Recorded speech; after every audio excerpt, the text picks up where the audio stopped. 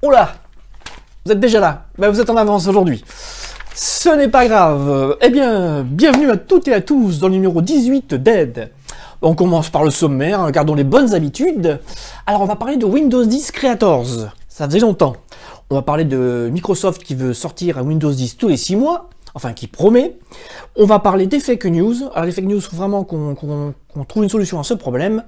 Et on va terminer par un concours. Alors, on va commencer par parler de Windows 10 Creators.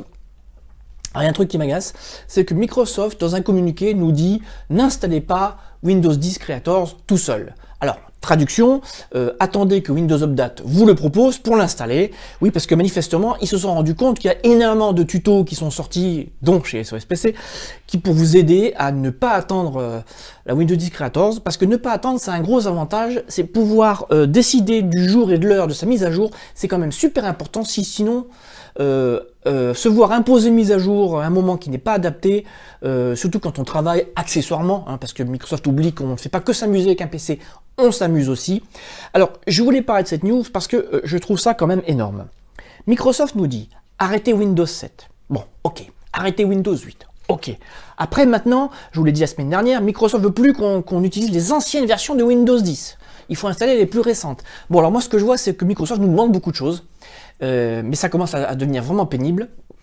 Alors Microsoft dit, l'explication c'est si vous installez vous-même Windows Creators, suivant les configurations, il peut y avoir des gros problèmes. Attendez que Windows Update vous le propose, comme ça vous aurez une version beaucoup plus adaptée, surtout en termes de pilote.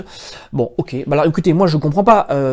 Soit on sort une version qui fonctionne, soit on la sort pas. Point. Pourquoi, je dis bien pourquoi, depuis Windows 8, parce qu'on l'a fait un petit peu avec Windows 7, les bêta-testeurs les a fait un petit peu, mais pourquoi depuis Windows 8, et particulièrement depuis Windows 10, pourquoi faisons-nous les bêta-testeurs? Moi je dis, bah écoutez, si la version n'est pas au point, on ne la sort pas. Voilà, bon, voilà. Donc c'était mon coup de gueule de la semaine. Et bien justement, dans la news qui suit, elle est étroitement liée. Moi je suis un fou moi dans les enchaînements. Oui, Microsoft nous promet un Windows 10, un tout nouveau Windows 10 tous les 6 mois. Alors traduction, pour ceux qui n'ont pas une connexion ADSL puissante, pour ceux qui n'ont pas un ordinateur puissant, en gros, on vous promet 3 à 4 heures de mise à jour tous les 6 mois. Voilà. Alors là encore... faut arrêter. Hein. Vous vous habituez à un système, vous paramétrez votre système pile poil et paf, tous les 6 mois une nouvelle mise à jour.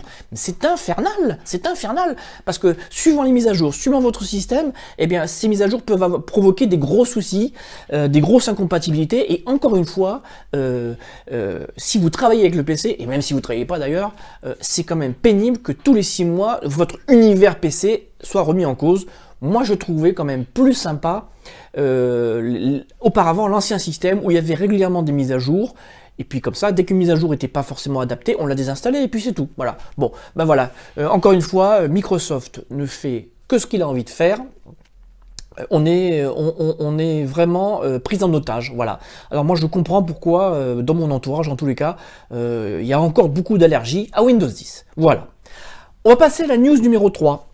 Ça concerne les fake news, hein, donc les news fausses. Hein. Alors je sais, je suis bilingue. Hein. Il y a un truc quand même qu'il faut savoir, c'est que on dit souvent, alors entre autres pour les élections américaines, beaucoup de fake news, donc de fausses nouvelles, ont pu éventuellement influencer le résultat des élections, parce que des fausses nouvelles répétées, re-répétées des centaines de fois par jour pendant des mois, finissent par être des vraies nouvelles. Et au bout d'un moment, on ne sait plus trop ce qui est vrai, ce qui est faux. Et ce qui fait que dans l'opinion publique, on peut des fois nous faire avaler n'importe quoi. Bon, alors certes, il y a des sites qui disent n'importe quoi. Ok. Mais quand même, qui est-ce qui relaie les news?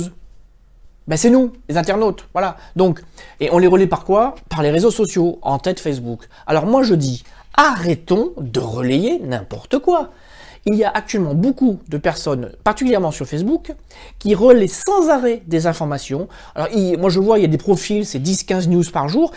Des fois, ils n'ont même pas lu jusqu'au bout la news, ils ne savent pas trop ce qu'ils relaient. Ils relaient pour relayer, pour dire voilà, moi je fais une veille, je relaie plein de choses. Mais arrêtez.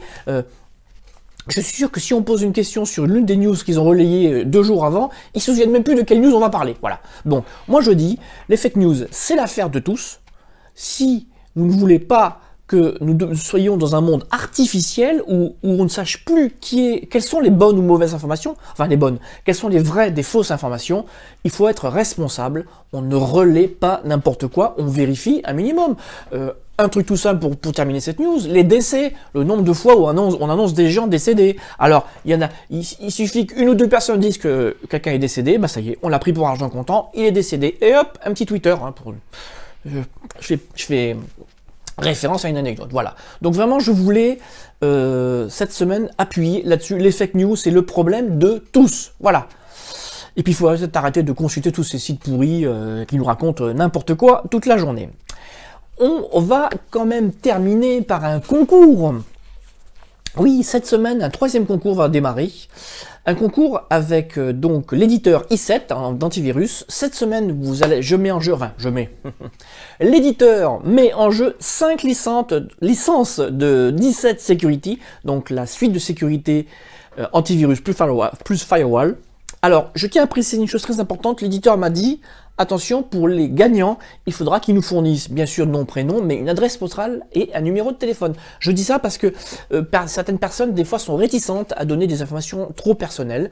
Alors, je le dis, si vous êtes l'un des 5 gagnants et que vous ne pouvez pas ou vous ne voulez pas fournir ces informations, vous ne pourrez pas être retenu comme gagnant. Voilà. Donc, voilà, je ne fais que transmettre ce que nous dit l'éditeur, donc à vous de voir, vous savez, vous connaissez les conditions. Oui, je fais beaucoup de blabla. Alors, il n'y aura pas de questions, voilà, parce que ça, j'ai pas envie de poser de questions. Vous m'envoyez un simple mail à sospcnews@gmail.com. Alors, s'il vous plaît, mettez dans le sujet concours i7, parce que vu que il y a eu en tout 3 concours, il y en a un premier qui est terminé, il y en a un deuxième qui est en cours, là il y a un troisième qui démarre, mettez quand même dans le sujet de quel concours on parle, ça me fera gagner du temps, parce que dans les tris de mails je reçois beaucoup de courriers, donc ça me fera gagner du temps. Une dernière fois avant de vous quitter, comme pour ceux qui me suivent, vous êtes déjà au courant, je teste une nouvelle formule.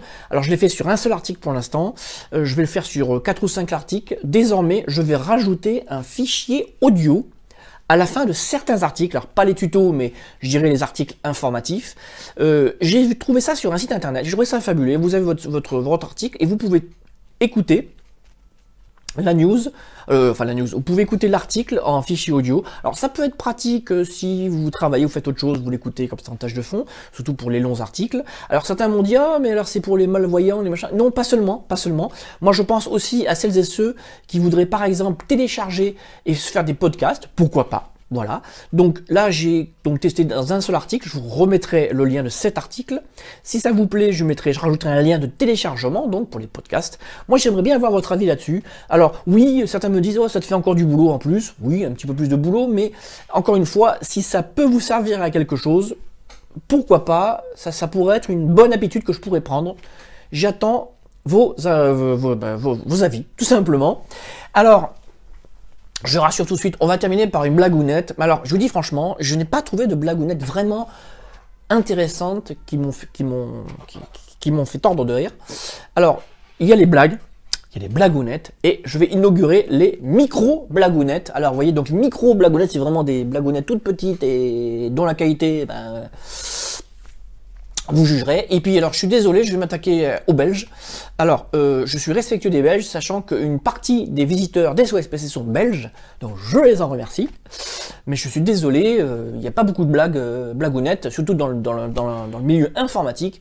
Alors je vais donc terminer par la micro-blagounette, ne m'en veuillez pas, je vous le dis tout de suite. Alors un Belge qui utilise donc Microsoft Word, peu importe, ou un tableur, peu importe, comment fait un Belge pour passer le texte qu'il est en train de taper en italique? Voilà. Oh, j'ai honte. Eh bien, pour passer en italique, il incline l'écran. Parce qu'il...